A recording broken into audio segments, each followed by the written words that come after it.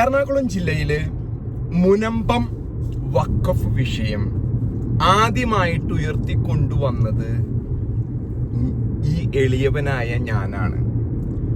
അത് ഞാൻ എപ്പോഴും ഈ വിഷയം കൈകാര്യം ചെയ്യുന്ന വേളയില് അതിനെപ്പറ്റി പറയാറുണ്ട്. നമ്മുടെ ശ്രീനിവാസൻ ചേട്ടൻ പറഞ്ഞ പോലെ എന്റെ ഫുൾ ഫിഗർ, എന്റെ ഹാഫ് ഫിഗർ, എന്റെ ഫുൾ ഫിഗർ, എന്റെ ഹാഫ് ഫിഗർ. ഞാനൊരു എളിയ പത്രക്കാരനാണ്, സത്യം നിങ്ങളോട് വിളിച്ചു പറയുന്ന ഒരു പത്രക്കാരനാണ്. ഇപ്പൊ ഇതിന്റെ ഇത് പറയാനുണ്ടായ സാഹചര്യം എന്ന് പറയുന്നത്, കേരളത്തില് KPCC പ്രസിഡന്റിനെ മാറ്റുവാൻ പോവുകയാണ്. ഏപ്രിൽ മാസത്തില് അഹമ്മദാബാദിൽ നടക്കുന്ന AICCയുടെ മീറ്റിംഗിന് മുമ്പ് കേരളത്തിലെ KPCC പ്രസിഡന്റ് K സുധാകരനെ മാറ്റി അവിടെ ഒരു പുതിയ ആളെ നിയോഗിക്കണം എന്നാണ് കോൺഗ്രസ് പാർട്ടിയുടെ തീരുമാനം. അപ്പൊ ഇതിന്റെ ചർച്ചകൾ മുന്നോട്ട് പോകുമ്പോൾ മുസ്ലിം ലീഗ് നമ്മൾ മനസ്സിലാക്കണം, ലോകത്തിലെ ഏറ്റവും വലിയ മതേതര പാർട്ടിയാണ്. മതേതരത്വം തുളുമ്പി നിൽക്കുന്ന, ജനാധിപത്യത്തിലും നിൽക്കുന്ന പാർട്ടിയാണ് നമ്മുടെ സാദിഖ് അലി തങ്ങളുടെ അണ്ടറില് കുഞ്ഞാലിക്കുട്ടി നയിക്കുന്ന മുസ്ലിം ലീഗ്. അതെല്ലാവർക്കും അറിയാം, അത് ലോകം മുഴുവൻ അറിയാവുന്ന കാര്യം.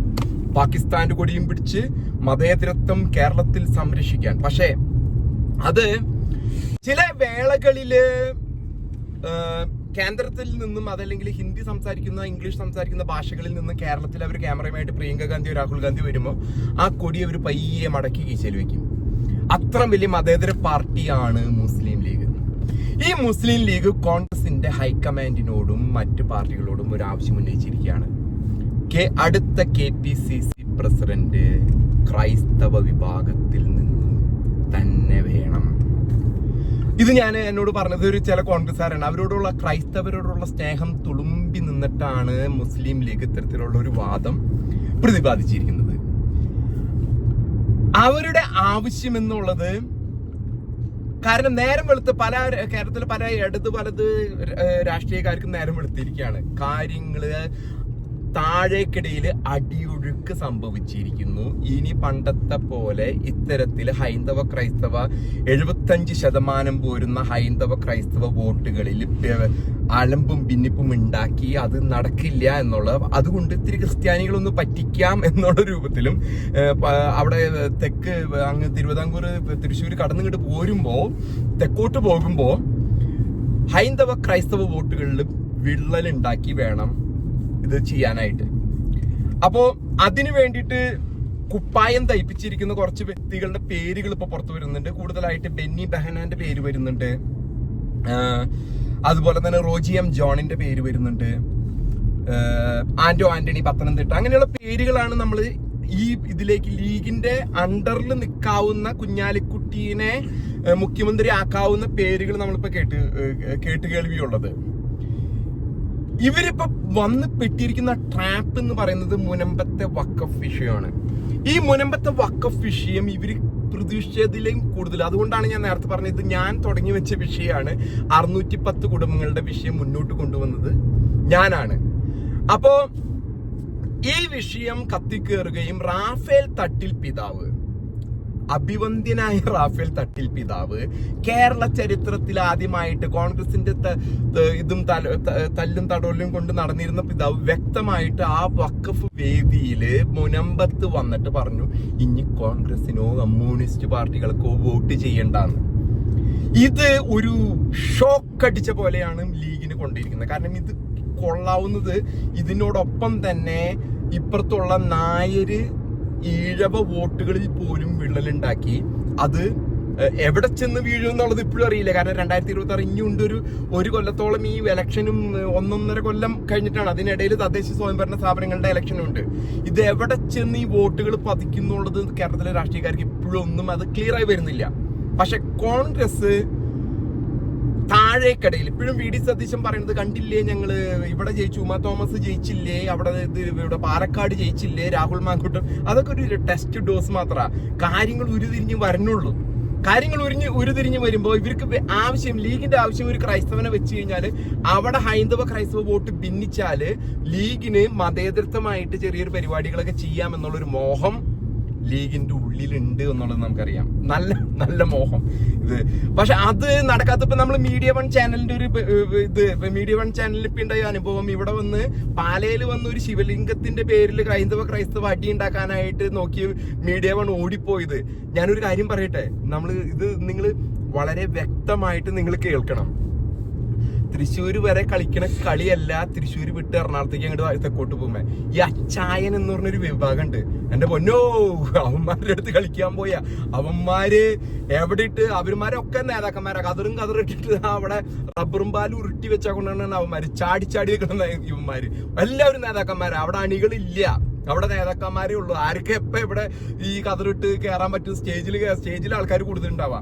അപ്പൊ ഈ വിഭാഗത്തിനെ ലീഗ് കണ്ട ഒരു പണ്ടത്തെ അവരുടെ ചട്ടക്കൂടിൽ നിൽക്കുന്ന മലപ്പുറത്തും കോഴിക്കോടും നിൽക്കുന്ന മുസ്ലിം വിശ്വാസികളുടെ പോരെയല്ല ഇപ്പുറത്ത് വന്നാലുള്ളത്.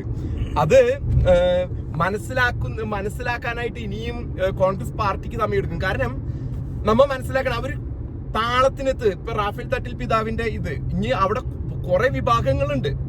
ഇവരൊക്കെ അത് മുൻകൂട്ടി കണ്ടാണ് ഇടതുപക്ഷം മാറിയിരിക്കുന്നത്. ഇപ്പൊ ഒരു 5ഓളം പ്രമുഖ ഗോവിന്ദൻ മാഷ് തൊട്ട് ജയരാജന്മാര് തൊട്ട് മോഹനൻ മാസ്റ്റർ തൊട്ട് എല്ലാവരും പറഞ്ഞിരിക്കുന്നത് ഈ ഇസ്ലാമിക വോട്ടുകൾക്ക് എതിരെ പോയിരുന്നത് ഇത് കണ്ടിട്ടാണ്. അവർക്ക് നേരം വെളുത്തു. പക്ഷെ കോൺഗ്രസ് ഇപ്പോഴും നമ്മുടെ രാഹുൽ ഗാന്ധി അവിടെ ചെന്ന് മതേതരത്വം പറയുന്നു, അതല്ലെങ്കിൽ ആ പ്രിയങ്ക ഗാന്ധി സഞ്ചിങ്ങിട്ട് പാലസ്തീന്റെ സഞ്ചിട്ട് പോയി. ഈ പ്രിയങ്ക ഗാന്ധി സഞ്ചിമിട്ട് അവിടെ പോകുന്നത് ഒരു പക്ഷെ കുഞ്ഞാലിക്കുട്ടി സാഹിബിനോട് പറയും, എന്റെ പൊന്നുമോളെ ഈ കേരളത്തിൽ കാണിക്കണോണ് ആ സഞ്ചി എടുത്ത് നീ ആ ഡൽഹിയിൽ പോയിട്ട് കാണിക്കരുതെന്ന് കുഞ്ഞാലിക്കുട്ടി സാഹിബ് പുറത്താണ്. ഈ സാധനമൊക്കെ ഇവിടെ ഓടിക്കാൻ പറ്റുള്ളൂ. ഈ സാധനം കൊണ്ട് അങ്ങ് ഡൽഹി ചെന്ന് കഴിഞ്ഞിട്ടുണ്ടെങ്കിൽ അവർ ആട്ടി ഓടിക്കും. അത്തരം, കാരണം ഡൽഹിയിൽ അതിന്റെ റിസൾട്ട് കണ്ടു. ഇപ്പോഴും പഠിച്ചോ എന്നുള്ളത് അറിയില്ല. നമ്മൾ മനസ്സിലാക്കേണ്ടത്, കേരളത്തിൽ നിന്ന് KPCC പ്രസിഡന്റ് ഏറ്റവും യോഗ്യനായ വ്യക്തി ശശി തരൂരാണ്. അല്ലെങ്കിൽ ഒരു നേതൃത്വം വഹിക്കാനോ ഇന്ത്യക്ക് കോൺഗ്രസിന്റെ തന്നെ നേതൃത്വം കൊടുക്കുക. എന്താ കാരണം? കുടുംബാധിപത്യം തകർന്നില്ലാണ്ടാകുന്നത് കൊണ്ട് മാത്രമാണ്. വ്യക്തമാണ്. വെറുതെ നുണ പറയണ എന്തിനാ? അവിടെ നിന്ന് വേണം, സീനിയോറിറ്റി വേണം, ഇവിടെ നിന്ന് വേണം. ശശി തരൂര് കഴിഞ്ഞിട്ടേ വേറെ ഒരാൾ കോൺഗ്രസിലുള്ളൂ കഴിവുള്ള ഒരു വ്യക്തിയില്. അതിനെ മാറ്റി നിർത്തിയിട്ട് വേറെ കളികളൊക്കെ കളിച്ചു കഴിഞ്ഞിട്ട് ഒരു കാര്യവും കേരളത്തിലില്ല. ഇനി വിഷയത്തിലേക്ക് വരുമ്പോ, ലീഗിന്റെ ആവശ്യം ഒരു ക്രിസ്ത്യാനിനെ അവിടെ കൊണ്ടു നിർത്തി കഴിഞ്ഞാൽ അവിടെ ഭിന്നിപ്പുണ്ടാക്കി എന്തെങ്കിലുമൊക്കെ ഒരു ചെറിയ കളികൾ ഇവിടെ കളിക്കാം എന്നുള്ളതാണ് ലീഗിന്റെ മോഹം. ഇപ്പൊ അടൂർ പ്രകാശ്, കെ മുരളീധരൻ പോലെയുള്ള പേരുകളും വരുന്നുണ്ട്. പക്ഷെ നമ്മൾ മനസ്സിലാക്കേണ്ടത്, ആരൊക്കെ ഇത് ചെയ്താലും എങ്ങനെയൊക്കെ ഇത് ചെയ്താലും കേരളത്തിൽ കോൺഗ്രസ് ഇടതിന് അത്ര അടി കിട്ടില്ല. കോൺഗ്രസിന് വ്യക്തമായ അടി കിട്ടും. വ്യക്തമായിട്ട് ആ പ്രീഡനം, അത് വഖഫൊക്കെ അതിന്റെ ഒരു വിഷയമായിട്ട് വന്നതൊക്കെയാണ്.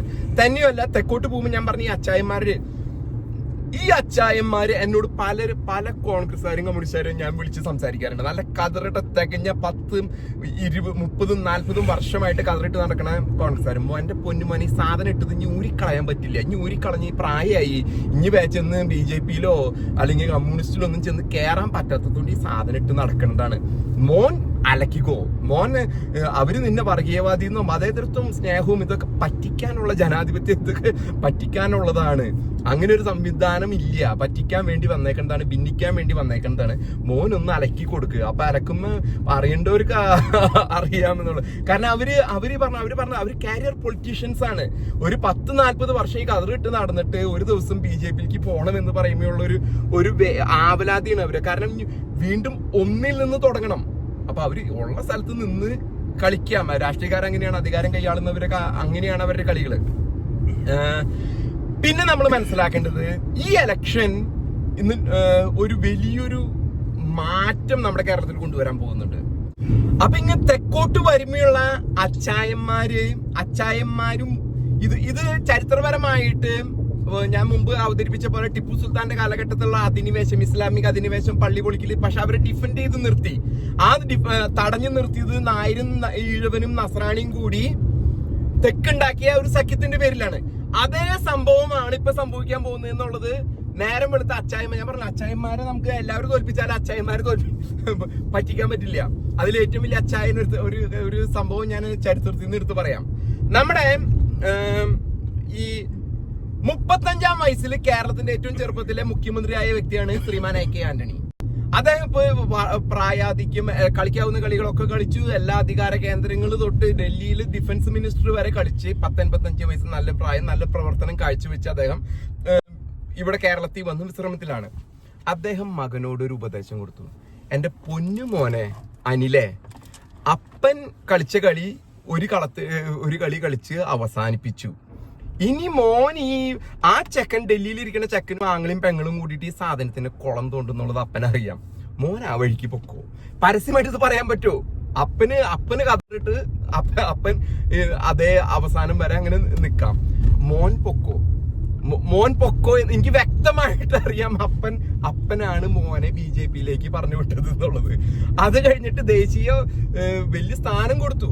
അപ്പൊ എലിസബത്ത് ചേച്ചി, അദ്ദേഹത്തിന്റെ അമ്മ കൃപാസനം എന്ന ധ്യാന കേന്ദ്രത്തിൽ പോയിട്ട് പറഞ്ഞു, നോക്കൂ എന്ത് വലിയ സ്ഥാനമാണ് BJP കൊടുത്തിരിക്കുന്നത്, ഞാൻ പ്രാർത്ഥിച്ച് കൃപാസനം ചെയ്തിട്ടാണ് ഇത് കിട്ടിയത് എന്ന് പോലും AK ആന്റണിയുടെ ഭാര്യ പറയുകയുണ്ടായി. അപ്പൊ ഈ അച്ചായന്മാര് എന്ന് പറയുന്നത്, അതുപോലെ തന്നെ PC ജോർജ്, ഷോൺ ജോർജ് ഒക്കെ മാറി അവർ കളം മാറ്റി ചവിട്ടിക്കഴിഞ്ഞു. അവിടെ കോട്ടയം, ഇടുക്കി, അങ്ങോട്ട് തെക്കോട്ട്, എറണാകുളം തൊട്ട് അങ്ങോട്ട്, ഈവൻ തൃശ്ശൂര് നമ്മള് കണ്ടു. സുരേഷ് ഗോപി ജയിച്ചത് എങ്ങനെയാന്ന് കണ്ടു. ഈ ക്രൈസ്തവ കോട്ടകളിൽ നിന്നാണ്, ഒല്ലൂർ, ഇരിഞ്ഞാലക്കുട, ഇത്തരത്തിലുള്ള കോട്ടകളിൽ നിന്നാണ് വോട്ട് പിടിച്ചത്.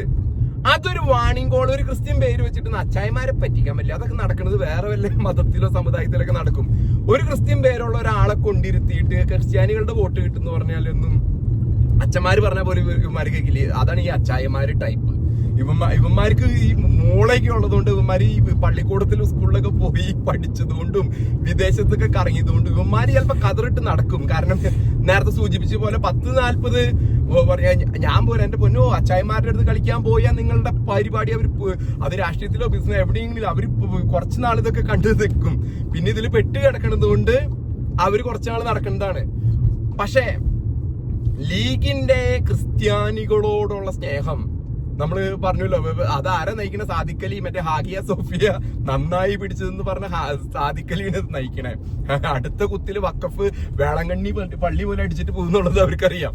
അപ്പൊ കോൺഗ്രസിന്റെ സ്ഥിതി, നമ്മുടെ ലീഗില് പല നേതാക്കന്മാരും മുഖ്യമന്ത്രി സ്ഥാനമൊക്കെ മോഹിച്ച് വലിയ വലിയ സ്ഥാനമാനങ്ങളും ഒക്കെ മോഹിച്ചിരിക്കുന്ന ഒരു സ്ഥിതിയുണ്ട്.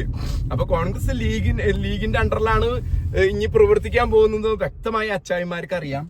അത് അടുത്ത ഇലക്ഷന് മുമ്പ്, നമ്മളൊരു 6 മാസം ഈ ഇലക്ഷന്റെ കാര്യങ്ങളൊക്കെ ഉരുതിരിഞ്ഞു വരുന്നുള്ളൂ. നല്ല ബുദ്ധിയുള്ളവന്മാർ ഇപ്പൊ ചാടി തുടങ്ങിയെല്ലാം ഡീൽ ഉറപ്പിച്ചു, ഇപ്പൊ കാണുമ്പോ ഇല്ലാന്നുള്ളൂ, ഡീൽ ഉറപ്പിച്ചു വെച്ചവരുണ്ട്.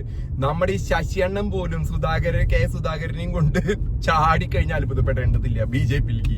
അത്തരത്തിലുള്ള കാര്യങ്ങളാണ് കേരളത്തിൽ നടക്കാൻ പോണത്. അപ്പൊ നെഗോഷിയേഷൻസ് പല ഭാഗത്തും നടക്കുന്നുണ്ട്. പലതരത്തിലുള്ള ചെറുത് മുതൽ, അത് താഴേക്കിടയിലുള്ള ഒരു കൗൺസിലർ തൊട്ട് മേലോട്ട് MLA, മുഖ്യമന്ത്രി സ്ഥാനം വരെ BJP ആയിട്ട് നെഗോഷിയേഷൻ നടക്കുന്നത് എനിക്കറിയാം വ്യക്തമായിട്ട്. അപ്പൊ നമുക്ക് മനസ്സിലാക്കണം, നമ്മൾ കാത്തിരുന്ന് കാണേണ്ട ചില കളികളാണ് ലീഗിന്റെ കോൺഗ്രസിനോടുള്ള സ്നേഹവും ഹൈന്ദവ ക്രൈസ്തവ സ്നേഹമൊക്കെ ഇന്ന് രാഷ്ട്രീയം, പൊളിറ്റിക്കൽ ആ ഒരു ഇതിന്റെ ഉരുതിരിഞ്ഞു വരാണ്. നമുക്ക് ഇനി ഏപ്രിലിൽ ആരായിരിക്കും KPCC പ്രസിഡന്റ്, അതായത് 1 മാസം കൂടി ഉണ്ട്. മാർച്ച് ഏപ്രിലിൽ അതിന്റെ പ്രഖ്യാപനം വരും. ഇപ്പൊ ചർച്ചകൾ നടക്കാണ്. അപ്പൊ എങ്ങനെയാണ് ലീഗ് ഇതില് ഐക്യജനാധിപത്യ മുന്നണി എന്നും പറഞ്ഞിട്ട് അതിനെ ഹൈജാക്ക് ചെയ്യാൻ ശ്രമിക്കുന്നത്, ആ ശ്രമം വിജയിക്കുമെന്നുള്ളത് നമുക്ക് നോക്കിയിരുന്ന് കാണാം.